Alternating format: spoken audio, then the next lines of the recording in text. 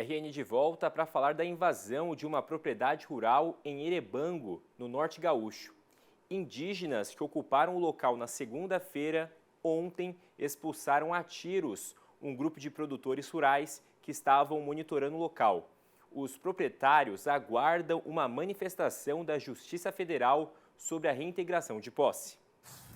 Neste vídeo gravado pelos agricultores, dá para ouvir pelo menos 3 tiros. E a brigada, inclusive, esteve lá no lugar para procurar manter um pouquinho a ordem e a proteção dos que estão ali envolvidos, tanto dos produtores rurais e também tentar fazer com que os indígenas eles se acalmassem um pouquinho referente a isso. Hoje de manhã tivemos alguns relatos, né, de que a noite inteira houve disparo de arma de fogo por parte dos indígenas, e isso é uma questão que nos preocupa. Por quê?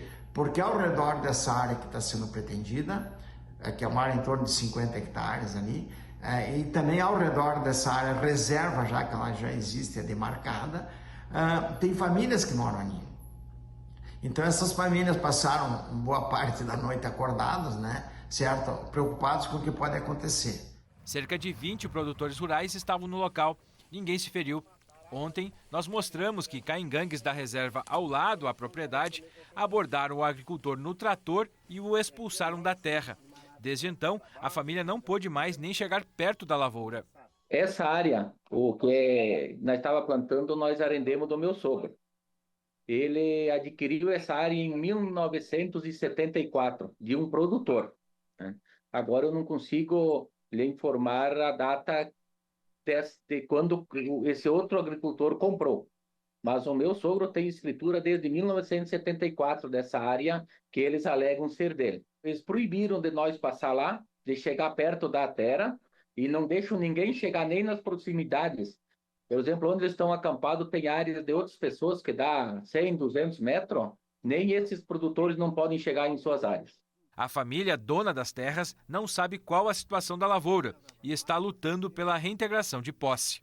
A área que eles nos tocaram, nós ia plantar milho, mas na área que eles estão em cima tem trigo plantado. Eles estão com em torno de 10, 12 alto em cima, trator e pessoas. Na realidade, eles não... Porque eles disseram, a área não é mais nossa, é deles, eles não estão respeitando as culturas que estão em cima e nós não tem o que fazer, temos que esperar que a justiça retire ele para ver qual que vai ser o dano nessa área que tem trigo. Ainda segundo o presidente do Sindicato Rural, cerca de 25 indígenas permanecem na lavoura, que tem cerca de 50 hectares. E esperamos aí que a justiça que ela seja feita e que ela seja ágil, né? Porque os produtores aqui também estão muito ansiosos, estão preocupados, né? A gente já sabe como é que evolui sempre essas questões de demarcação de áreas indígenas, ou de solicitação, né, de demarcação. Muitas vezes ela se torna um pouquinho morosa e isso cria um ambiente desconfortável e começa a criar um ambiente assim de revolta e a gente não sabe as consequências que isso possam ter, mas mesmo assim sabendo que a Brigada Militar está dando todo o suporte para que se mantenha então a paz ali e as coisas aconteçam dentro da lei. O próprio meu sogro, que é o proprietário, que tem 70 e poucos anos, que adquiriu essas áreas com muito sofrimento, que antigamente não era fácil, e tu receber uma notícia dessas, que estão em cima, que não querem mais deixar tu nem poder ir lá no teu, do que é teu, aí tu vê que a gente não tem, por exemplo, assim, não tem nem o que falar, é um sentimento que não tem como expressar, entendeu? Só quem passa para saber o que é isso. A Brigada Militar do Rio Grande do Sul afirma que segue monitorando a área e passou a contar com reforço do batalhão de choque para garantir a ordem e a segurança da comunidade. O Miguel Daúde, comentarista do Canal Rural, está aqui comigo para analisar esse caso. Uma boa noite, amigo. A gente viu a apreensão do agricultor na reportagem. Ele fala que a família é dona dessas terras há pelo menos 50 anos. Essa é uma situação que preocupa, né, Daúde? Boa noite, seja bem-vindo.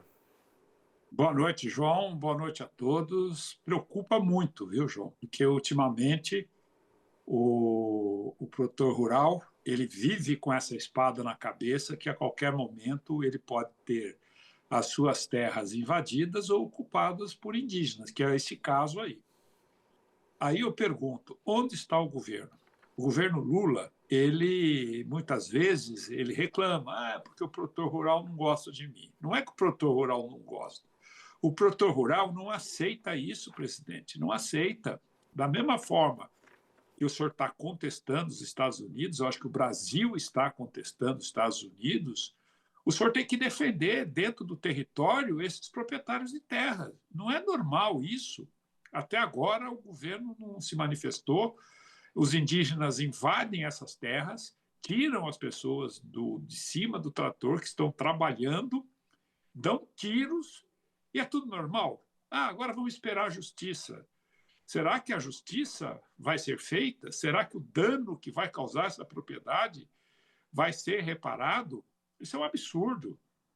É um absurdo. Hoje o Brasil tem 14% do seu território, quase o dobro do território de produção de grãos, ocupado por 800 mil indígenas, 1 milhão de indígenas.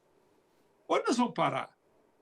Aquela história de que o indígena precisa de terras para poder caçar, para poder pescar, esses indígenas que têm arma, que têm toda uma integração à civilização, eles têm essa condição de silvícola, né, que não tem como viver a não ser através da caça, né, e de outras formas.